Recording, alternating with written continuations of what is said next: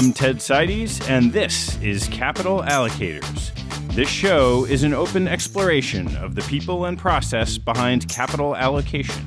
Through conversations with leaders in the money game, we learn how these holders of the keys to the kingdom allocate their time and their capital. You can join our mailing list and access premium content at capitalallocators.com.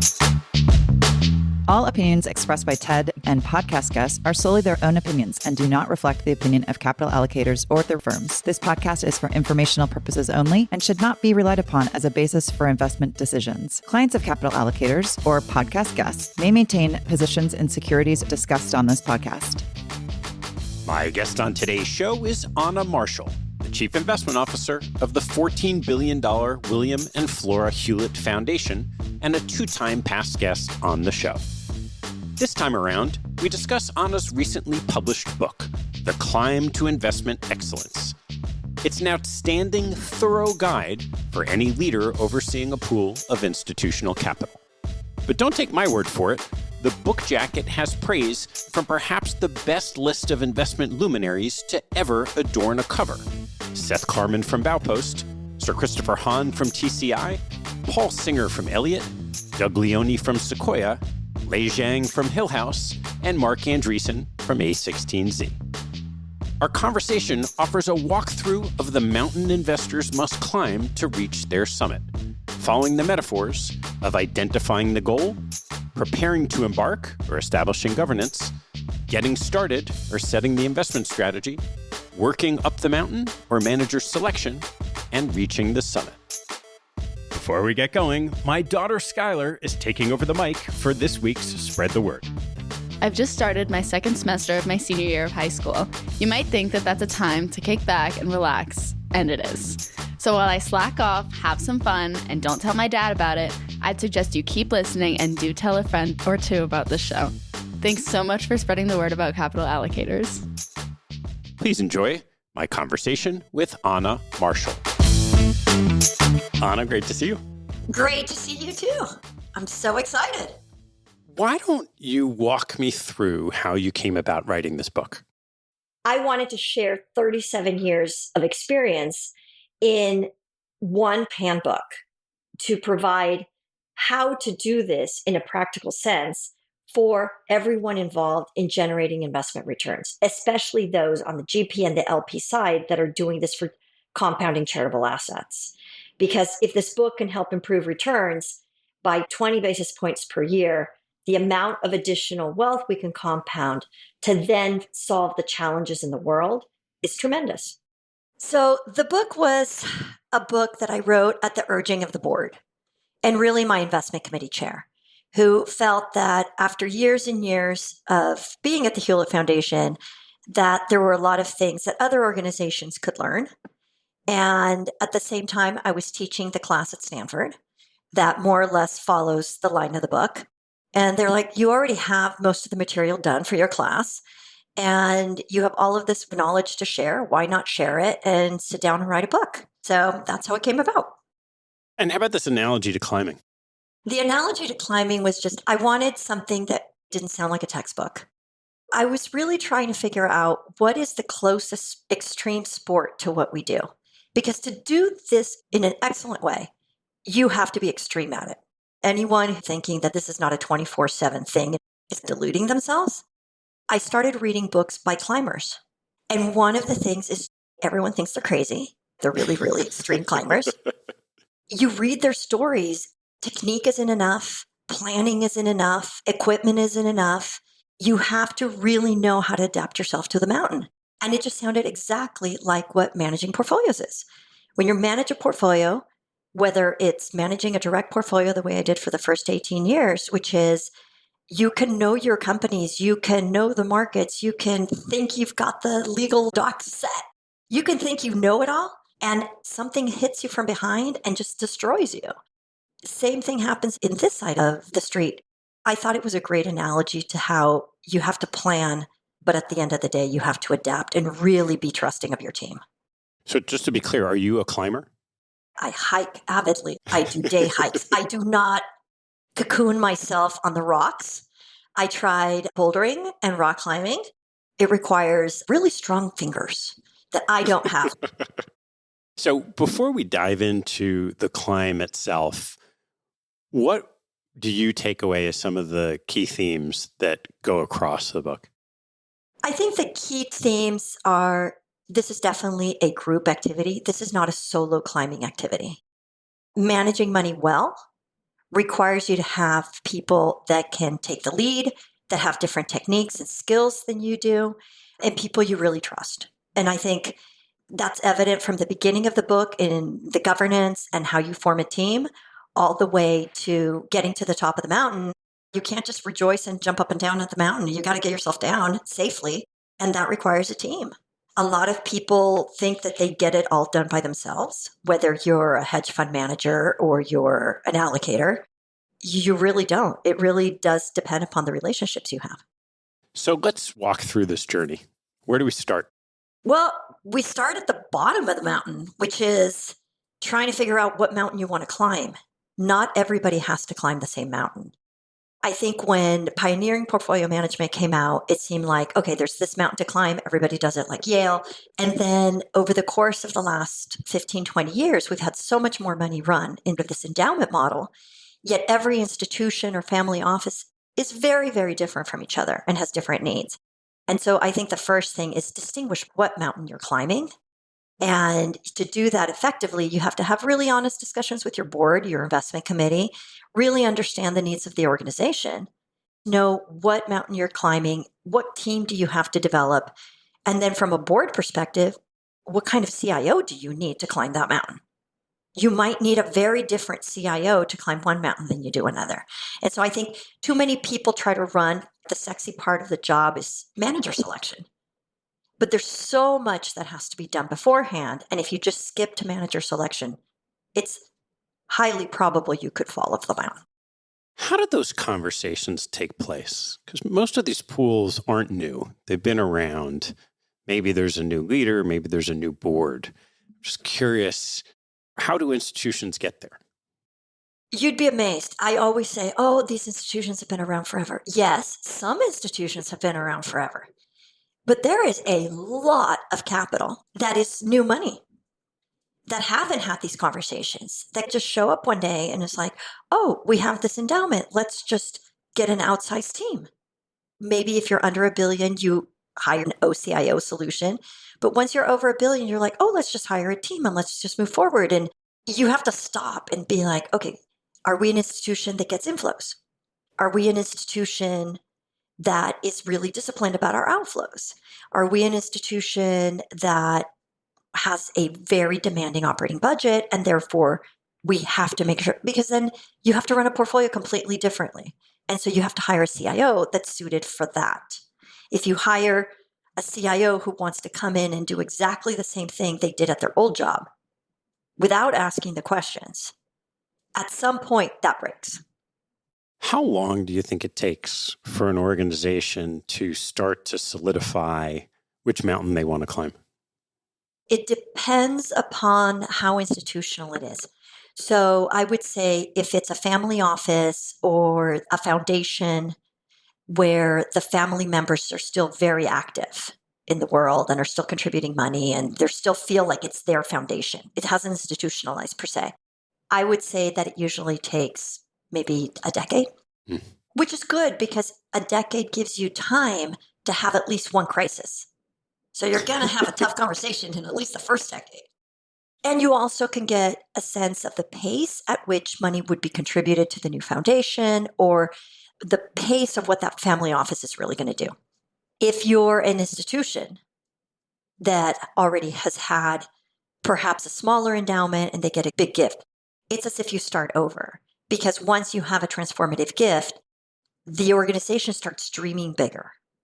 If it's, let's say, a college, now you're building dorms and you're building stadiums. The needs are going to change. And you have to just be really honest. And what is it we're aiming for here? If that is what you're aiming for, amazing. Our jobs as CIOs and as investment teams is to be able to support the needs of the organizations that hire us. It's not how much money can I amass and then return. And sometimes we forget that. I'm highly competitive. Sometimes I'm like, no, don't spend. Please don't spend money. And I'm like, wait, no, stop. That is actually why I'm here. I am here to compound money so you can spend it and do good in the world. It's human. But I do think that there's an evolution as those organizations are formed.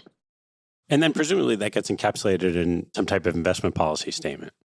It does. And so it's not unusual for investment policy statements to adapt and be changed in the first decade. But once you're over that first decade, your investment policy is pretty set. Okay. So now we're in good shape. We understand what mountain we're on, and we got to get going. What comes next? So then you have to figure out what are the skills needed to get a team up that mountain and get that objective. So as a board, when they hire the headhunter to find the person, it's like, this is the mountain we're climbing. Be very clear. It might be the return maximization one. It might be the risk adjusted one. It might be we just want to take things calmly. And there's different temperaments. And I think when the headhunters really start looking for people, they have to find the right CIO and then the right team. And sometimes people get ahead of themselves. So they've hired a team and maybe you inherit a team, but you have to have the team that trusts the CIO and the CIO that trusts the team. And that has to be a very natural process, because when you're facing tough times, if there is any distrust among the team, it's going to really cause bad blood during a climb. Even before you start getting into the implementation and investing, both of these things, investment policy statement and figuring out the team, they don't feel linear in the sense that there's money. You're not waiting to the end of 10 years to get started. So how did these things derail while you're building the boat, while you're sailing it? So the team and the skills that you need when you're building a portfolio from scratch are different from skills that you need for managing a mature portfolio. You might end up having turnover on your team. And you just accept that as part of it. And you set up your committee to know that. You have to be able to know the skills you need. If you're building from scratch, you need people who love finding new managers. The joy in their life is to meet with 7 managers a day, find really 1 or 2, do a ton of due diligence. That gives them joy. If you put a person like that in a mature portfolio, they'll be so sad. In the same way that if you have somebody who is a masterful person at portfolio construction, sizing, portfolio management, and you tell them, go and meet with 1,500 new funds, they'll be miserable. Know where you are in your cycle and hire the people appropriate to it. Okay, so once you have a team in place, once you have some sense of what you're trying to accomplish, what's the next step? Then comes, what are the tools we need in the bag? Delegation of authority. Are we going to have a heavy load? Or are we going to have a light load? If you have a delegation of authority that delegates everything to the CIO, which I consider to be a light load, it's much easier to understand what tools you need. If you have delegation of authority that perhaps has much more involvement by the investment committee, then you need to build a system and a process and a framework that satisfies the needs and gives the committee confidence. Because the only way that you're ever going to get up the mountain is with the confidence of the investment committee. All your process and framework should be directed to how does the investment committee gain confidence as we climb this mountain? You pick your tools and then you figure out in your tool bag the role. Am I going to do this direct? Am I going to do it through funds? Am I going to do publics, privates, hedge funds? What asset classes am I going to include? And then you do your asset allocation, which really is creating the map that you and the committee agree with. You can't leave base camp without a plan of action. So the asset allocation then becomes your plan of action. That's where you both agreed you're going to live. And then how much you've been delegated authority is the degrees of freedom to deviate from that plan as you're climbing the mountain. So that all sounds like the basics of sound governance approach. Who's doing what? Who has the authority to implement in what way? That's great. And now you have to actually get into markets and do it. How do you take that analogy further as you're climbing up the mountain? You've done your asset allocation, you've agreed on a plan, and now it's time to construct the portfolio. If you have managers in mind, you can start that way. If not, you start with index funds and then you find the managers. You start building your private portfolio. It's a process that takes time. Even taking time, we make tons of mistakes. This is an industry where we are guessing the psychology and the probability that a manager will execute a strategy. So there's a lot of psychology, a lot of business risk in the firms, let alone what the markets are doing. Trying to rush the process doesn't really help. What do? You create a portfolio. You say, I want this much equity. I want this much private equity, this much venture. These are targets. They're not written down rules. There's rebalancing ranges, and your committee might want you to have tight ranges. I have the fortune of having a very wide delegation of authority with very wide ranges because they believe that giving me the freedom to have these wide ranges allows me to survive and really do the tough parts of these climbs. But nonetheless, you understand your constraints and then you figure out how to live within those constraints. And you start figuring out managers, you start figuring out geographies, you start figuring out how much illiquidity did we agree with the committee? Do you have enough public active managers? Are you going to index? Where are you going to spend your time? I would say at the early stages, having really strong public equity and hedge fund expertise is really important because that's where most of the assets are going to live. You can dream about getting into venture funds and buyout funds and all of that, but most of your portfolio return is going to be generated by the public part of your portfolio for at least the first 7 years. You got to have chops there. The manager selection in privates is really cool and everybody loves privates, and I get that. But a lot of people stub their toes by spending so much time on that and really trying to get the expertise there, which is important, but you're not going to see it in your portfolio for the first part of the climb. As you're starting to assimilate that roster, managers, how do you begin thinking about putting it together into that portfolio construction? Portfolio construction is my favorite part of this. Manager selection is great, but portfolio construction is really where it matters. And it really has to do with sizing positions in a way that if the manager does what you think they're going to do, and the opportunity set is as good as you think it's going to be, so let's say it all worked out perfectly, that it actually impacts and generates both beta and alpha for the portfolio. If you size it too small, then even if it does your wildest dream, it's not going to matter. If you size it too big, if you're wrong, and you will be wrong, no one gets them all right, it could actually cripple your ability to deliver to the institution that is counting on that money to do research, to give for developing world, whatever it is. You're going to be cramped on being able to provide that money. So portfolio construction is the art of trying to, in a three-dimensional way, know how to size something while being able to say it's big enough to where if they do it right, it'll matter, but not too big to where if they underwhelm you, it won't hurt that much. And that's the art of portfolio construction. Does that art get attached to a mathematical science when it comes to sizing? You can do it mathematically. You can do the volatility and we model it and we can do all that. But there is a third dimension to that confidence in the probability of execution. We sit there and we're like, okay, in this three-pronged model where I'm thinking, okay, I have about 7 different types of risks I'm managing at the same time, none of which can be observed. The only risk that can be observed is volatility. But I'm managing 7 other ones. And we've tried to do it with vector math. You can't. That's what experience is. And that's the judgment. And again, I don't always get it right. There are times when I'm like, damn, I wish we would have been a little bit smaller here. Or, wow, I can't believe I didn't lean in when I should have. Doesn't always work. I want to use the Mike Tyson analogy, getting punched in the face. But since we're on a mountain, a gale force wind starts knocking you off course. How do you manage the portfolio to anticipate something that you can't anticipate?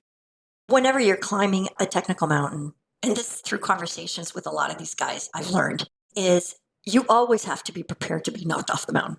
Like you just cannot let your guard down. So everybody's clipped in, everybody is following protocol, everybody's following the process. There is no, hey, I just want to sleep in till 10 a.m. kind of thing. No, everybody is on plan because you let everybody else on the team down if you're not on plan. And it can really hurt you. But to your point, I've managed through so many crises and I've managed teams through so many crises, both when I was managing money as well as on this side. The first thing you do when you see the gale force wind coming, or you even feel it, is you take shelter. You sit with your team and you're like, what is the plan? This is not a time where one guy goes off and says, oh, I think I've got this. No, you have to have a plan that everybody agrees on, or at least they may not agree, but they're willing to follow the leader, because then it becomes a game of being open to different ideas. How about if we go through this crevice? How about if we take shelter in this? You start having to adapt the plan on the spot. If you've hired the right team and you respect how each of them thinks, the more people that are contributing to adaptation, the higher the probability you will survive it. There's always an opportunity cost to taking shelter. And I'm curious, how do you balance this all-important task of protection, defensiveness in a portfolio when you think something really bad's going to happen, with wanting to be exposed to market forces in every other period of time so that you can compound capital? So we don't market time like that. It's not that I'm sitting there hiding. I'm saying when something comes, whether it's 2008, whether it's the 97 Asia crisis, the Russian crisis, all of these different crises, when they hit, half the people just stare at screens with their mouths open and are frozen in place. 2008 was the same way. I'm not saying you're going to pre-position the portfolio. I mean, to an extent you do, but we had a short on mortgages, but it was so small relative to the rest of the portfolio. You have to look at it, and instead of just staring at the screens, you turn off the screens. Let's sit down. Let's have a rational conversation. How do we move forward? In the day after everything shut down with COVID, we did exactly this. We're like, okay, we have no idea how long this is going to last. Where is our exposure in the portfolio? In hospitality, airlines, toll roads, every sector affected. So that then I could go back to the investment committee and the board and say, this is how much of the portfolio is exposed. We have no idea where this is going. We also know that our managers are well positioned to take advantage of it. We've got enough money with enough managers to where if there's a great opportunity, they're going to go after it. I have every confidence in that. I don't need to go after it. They already have our money. It's having the confidence that you've got the managers that would take advantage of an opportunity when they saw it, so that we don't have to market time. Our job is to make sure that we have a resilient portfolio where we don't need cash. We have enough cash on hand to where if the market shut down, we could still pay grants for the year. It's really basic, but you have to make sure that you can survive to climb the mountain. You can't just be like, oh, hey, yeah, we're down and no, we have no liquidity. That's my job. Your number one job as a CIO is to be able to hand the CFO the cash. Yep. Any other aspects of the portfolio construction on the mountain before we start talking about manager selection? So I would say it's key, and it's a great bridge to manager selection, is to separate the opportunity set. Because I think sometimes we pull together manager selection and opportunity set, and I think you have to separate those out between the GP quality, which we can get into with manager selection, and the opportunity set. If you've identified an opportunity that you're really excited about, go figure out that opportunity. Then figure out who can execute the strategy that you have envisioned for that opportunity set. And then you'll be much more focused on your manager selection than if you're just blindly meeting managers. I'm curious when you disaggregate that, because a lot of times opportunity sets come from conversations with managers. It's rare that an opportunity is going to come from a manager that you don't know and that you don't have a lot of confidence in. It's usually existing managers. So if they're talking about an opportunity, then are they going to take advantage of the opportunity?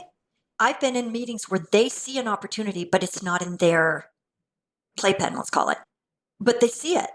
And either A, they're coming to me because they're like, can I widen my aperture and can I go after it? Nope, you have no expertise. But then I can go and hire another manager to do that. Those are rare. I would say more common is one of our managers identifies an opportunity and then they go after it. And we do give them, for the most part, unless they're crossing massively into unfettered territory and they have no expertise, we give them that leeway and that freedom. Sometimes they stub their toe too. The opportunity is great. But again, going back to probability of execution, which is what is the main part of our job, just because we have a high probability that they can execute strategy A under their expertise does not mean they can execute strategy B. All right, I want to turn to the manager's selection as we ascend the mountain. And I thought it'd be fun to start with a quote that you have in your book. This is from John Krakauer, author of Into Thin Air. And here's the quote. When it came time for each of us to assess our own abilities and weigh them against the formidable challenge of the world's highest mountain, it sometimes seemed as though half the population at base camp was clinically delusional.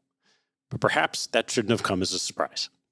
As you are looking at the landscape of people looking to invest in managers and half of them look clinically delusional, what does that mean to you? I love this quote. And this quote actually was a quote that I had when I was managing money. Because let's be honest, the investment world, we have to all be clinically delusional to think that every morning we wake up and we're going to beat the market. Like if you're a Publix market person, you wake up every morning thinking, I'm going to beat the market. I'm going to get myself some alpha. It's clinically delusional point. If you're a private person, you're like, I'm going to beat every deal. And if I'm a venture guy, I can identify those legendary companies better than everybody else. Think about the hubris that is, that underpins all of our investment lives. I've always loved this quote. We delude ourselves into thinking we are such sane humans. When I was communicating a lot with the climbers, they're like, well, we all think we're normal. The world thinks we're crazy. And I'm like, yeah, exactly. Part of what they were talking to me about was the delusion that you can make it up the mountain unless you are so totally obsessed. Because there's a lot of people at base camp that are delusional about the amount of effort that it takes to make it to the top. They think, oh, it can't be that hard. I've got my gear. I'm going to make it up the mountain. And so that was part of that quote. I'm just going to conquer this mountain. It's really not a big deal. What have you seen as places where managers fail? Managers fail to execute on strategy for a number of reasons. So first, we'll do the easy one. Managers fail because the opportunity set isn't actually there. So you and the manager miscalculated the opportunity set. Those happen. There could be regulatory oversight. There could be something else. That happens. Then there's how does a manager fail to execute? So they fail to execute because something is happening within that firm. You hire them, you do your due diligence on the firm, you think the firm is running on all cylinders. There is so much, having worked at 3 firms, that no LP would ever probably unearth, even if they tried. Firms are organic organizations. And no matter how much we think we know, we don't actually know what motivates them. And then you add to that, if one of the main partners has a major life event, a divorce, a death of a close family member, something that really shakes them to their core. Again, because what are you hiring? You're hiring clinically delusional humans to manage your money. You gotta think that they're armed and ready to go and can withstand anything. If all of a sudden something happens, that's one of the reasons. There's just something there. The other is they just fail to adhere to their process. So if you've bought the process or you've bought that there is no process, no judgment there. Everybody has their own way to do it. And all of a sudden, let's say you hire somebody whose process is, I don't think about portfolio construction. I pick stocks, I put them in the portfolio. I have a sell strategy, kind of, but whatever. I don't really think about portfolio construction. And then you're 3 years in, and all of a sudden they hire somebody, and all of a sudden they become regimented. The ethos of how you hired that manager changed. And it's slow. And you don't pick it up until you hire a new associate who starts doing diligence on that manager, who's like, oh, they have this process. And you're like, what? No, I don't think so. They're like, oh, yeah, they do. So I've seen managers blow themselves with that one. And then you've got, it's the reverse of how I pick managers, which is people that don't value collaboration, people that don't value partnerships, people that when things get tough decide that they're lone wolves, people that when things get tough lack transparency, things like that hurt the firm, because if they're doing it to their LPs, internally, it's not a good place either. And so that tends to be why they underperform. We understand there's times when people's style will not work. If you're a relative value hedge fund in a world of zero rates, it's tough to generate returns. You just got to sit there. If you're a distressed manager and there's no distress, you're going to have a couple slow years. How do you manage your firm? How do you manage the young partners, the young associates, the principals when it's slow? I think we're going to start seeing this in venture and buyout right now, and maybe real estate, where deal volume is slow. What are they doing all day? How do you manage that as the managing partner? You're going to start seeing that. As you're looking at a roster of managers, the first set of things you talked about, so opportunity set going away, significant personal change of the principals, drift from their style, those are, maybe they're on the extremes, but you identify something is wrong or changed. The style piece feels a lot softer. It's not like they rang a bell and their value stocks are now back. How do you decide when you're on the mountain whether or not to change course? So I do this because we have a concentrated portfolio. I really don't know how people without a concentrated portfolio do this, because I don't know where you would find the hours in the day. The amount of time that I spend sitting down with the managing partner and trying to understand their frustrations, trying to understand where they're questioning themselves, trying to understand how they're thinking about changing something in order to fix this, the performance, let's call it. Trying to figure out why what they think should be working isn't working. And we will do a ton of analysis on their behalf to be like, okay, have you tried looking at it this way? Do you understand how much value you're losing by doing this? You thought you were doing a good thing, but do you understand how much this is costing you? And sometimes it takes 8 months, 9 months for us to really diagnose what is going on and how we can be helpful. At the end of the day, we want long-term partnerships. If they're just facing a rough patch, our job for ourselves as well as for our fellow LPs is to help them get back on their feet and feel like they can keep climbing. So to the extent that the managers are delusional in thinking they can outperform, it's probably safe to draw the same comparison that the investor in the funds is equally delusional that they can pick the managers. How do you set up your due diligence process to at least try to mitigate some of that delusion? Not only do we start with a list of concerns, we also, thanks to your great guest, Annie Duke, we started adding what we call a kill list. So think of it as a pre-mortem. Pre-identify places where the firm, the manager style may not work. The opportunity set is left aside because it is, like you say, in 90% of the cases, it's really, really soft. So how do we stay on top of that? How do we monitor that? We prep every meeting. We walk into every meeting with, these are the 3 things we have to walk out knowing, to confirm, to validate. And you have to walk out of the meeting and then in the next team meeting, talk about whether that meeting led you to have more conviction, higher probability of them executing on the strategy, lower, or unchanged. As you get closer to the summit, what ends up being the most important thing to reach the top of the climb? I would say by the time you're at third camp, you've built your portfolio, you've got your managers, you've got your climbing partners on your team. They're the ones who are really going to take you up the mountain. You have chosen them, but they're the ones that have to get up the mountain or you won't get up the mountain. So I would say the importance of relationships, the closer you get to the summit, the more and more important relationships become. Then it becomes, what is the value that I am bringing to those GPs? This isn't just a transactional relationship. This is a partnership. Their success ensures my success. So how can I be helpful? How can I work with them, with their HR teams? How can I work with their younger partners? How do I work with them as they think about their strategy? It's a very high touch model, which is why we run a concentrated portfolio. So in Annie's most recent book, Quit, she leads it off with the great Krakauer story and the heroes being the ones who turned back, who never made it to the summit.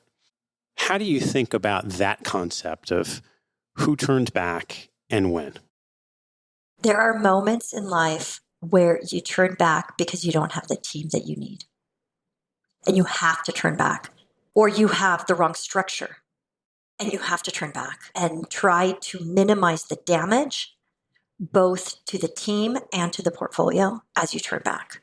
Let's say you're a manager and you see the opportunity set changed. The responsible thing is to take that team to understand that ascent to the final summit, you have a low probability of success.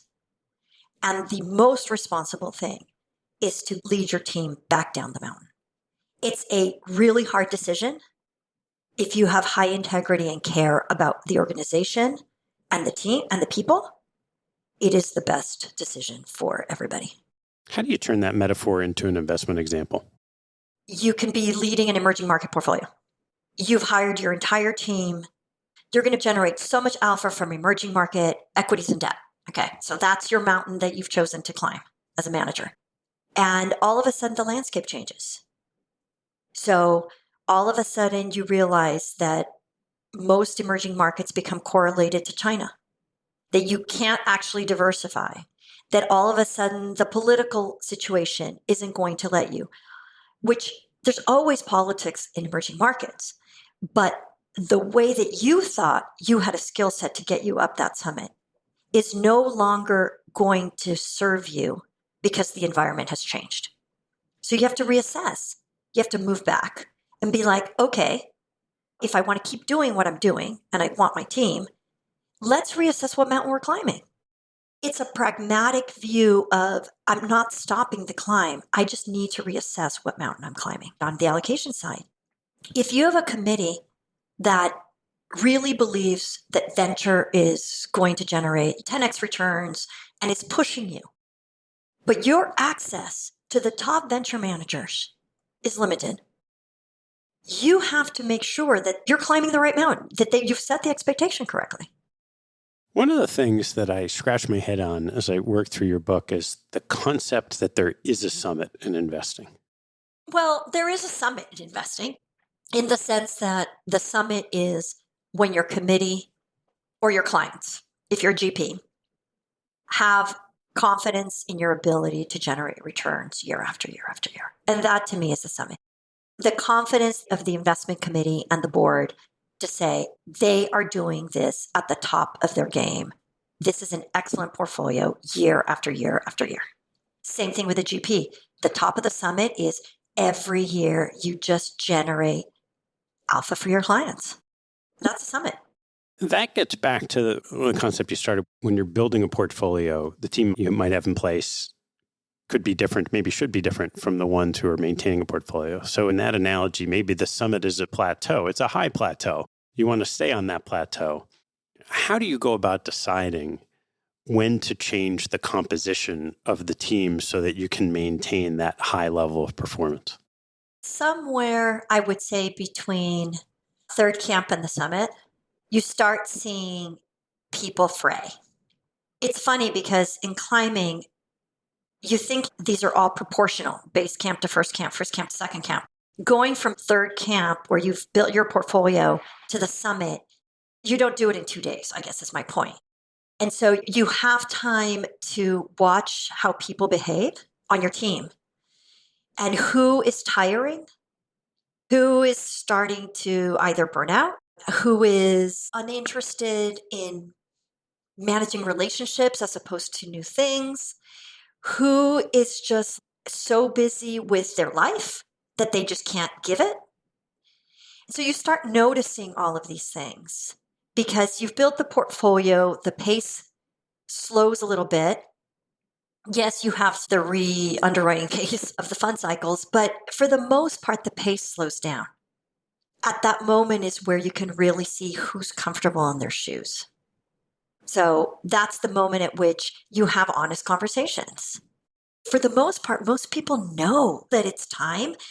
And I think this used to be really hard in the old days when we started in the business, or at least when I started in the business, where people stayed in their jobs for 20 years. People don't stay in their jobs that long. They want new adventures. They want new possibilities. Either you can offer them to them on the team, if you really believe they can do it. But for the most part, they'll be like, yeah, okay, now that I've climbed this mountain, I'm ready to go climb a different mountain with a different team. And that is actually supernatural. So if we keep stretching this analogy further, any photos you see these days of Everest are just littered with people. And for sure, you want to be climbing your own mountain, but there are other organizations, other institutions that have very, very similar objectives and goals, even if they're not identical. How do you think about the benefits and drawbacks of other expeditions on the same mountain that you're climbing? It's a really important thing. So when you're on the mountain, not only are you watching the behavior of your GPs climbing the mountain, you're also watching other teams. There's a saying in technical mountain climbing about your responsibility and the ethics of your responsibility to help other teams. So if you see somebody climbing and they're going in a different direction that you heard from somebody else is going to cause trouble, it's your responsibility to help them and be like, no, you don't want to do that. If you're going up and they've got a person stuck, even though you're trying to make it to the next turn around the mountain, it's your ethical responsibility to help them out. And I am 100% in that camp. We are here to manage money on behalf of institutions that make the world a better place, whether it's educational, hospitals, even if it's a family office, eventually they're going to give it to charity, most probably. Our job is to compound charitable wealth. Why wouldn't we help other people on the mountain be safe and do it right? Part of writing this book, it's actually to help people make sure they can stay on the mountain. Because if they can generate 10, 20 basis points per year more of alpha, think of how much more compounded wealth in the world and could do good in the world. So from a CIO's perspective, what are some of the biggest challenges that you face as you're ascending the mountain?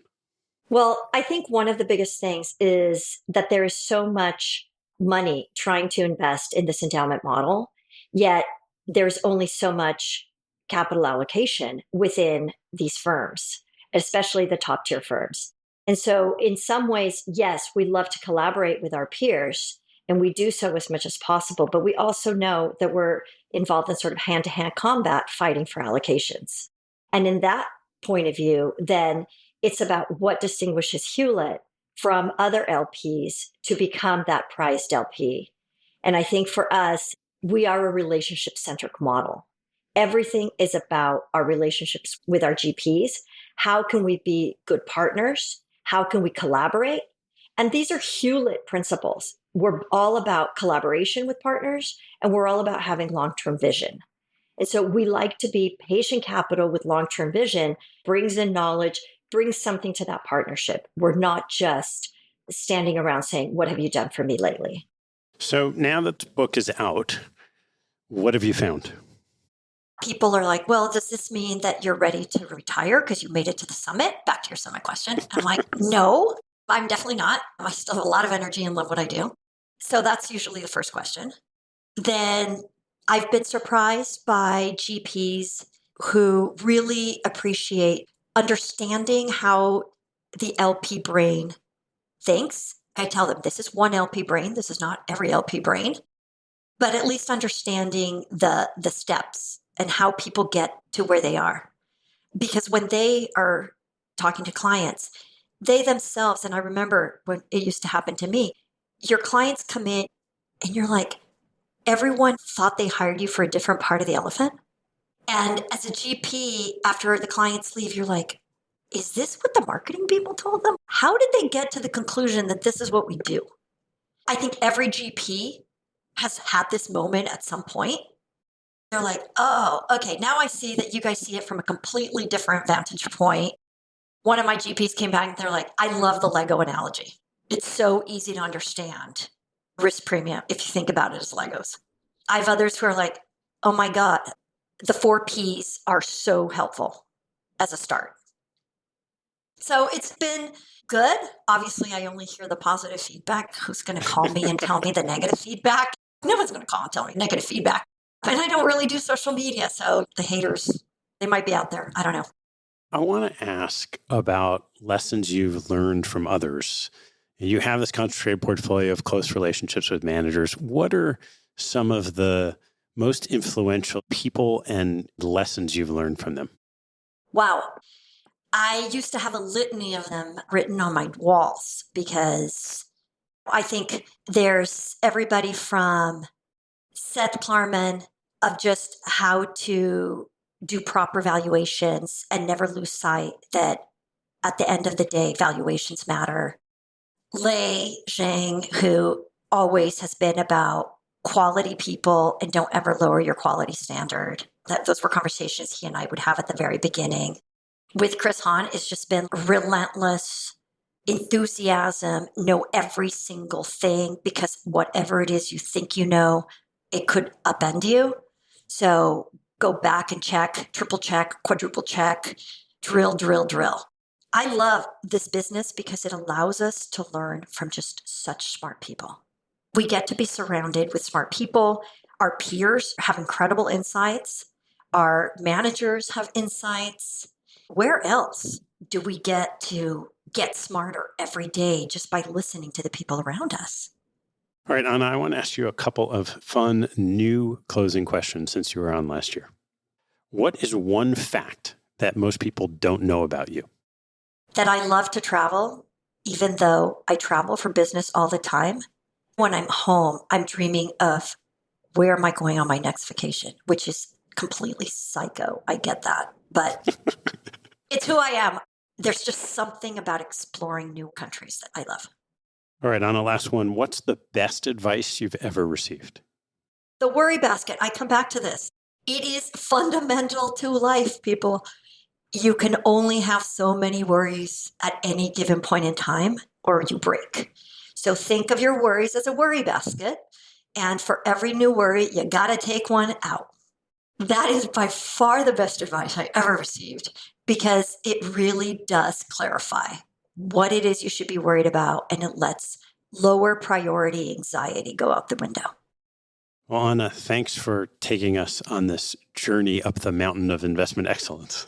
Thank you for having me. I'm really excited and I hope everybody learned something. Thanks for listening to the show. To learn more, hop on our website at capitalallocators.com, where you can join our mailing list, access past shows, learn about our gatherings, and sign up for premium content, including podcast transcripts, my investment portfolio, and a lot more. Have a good one, and see you next time.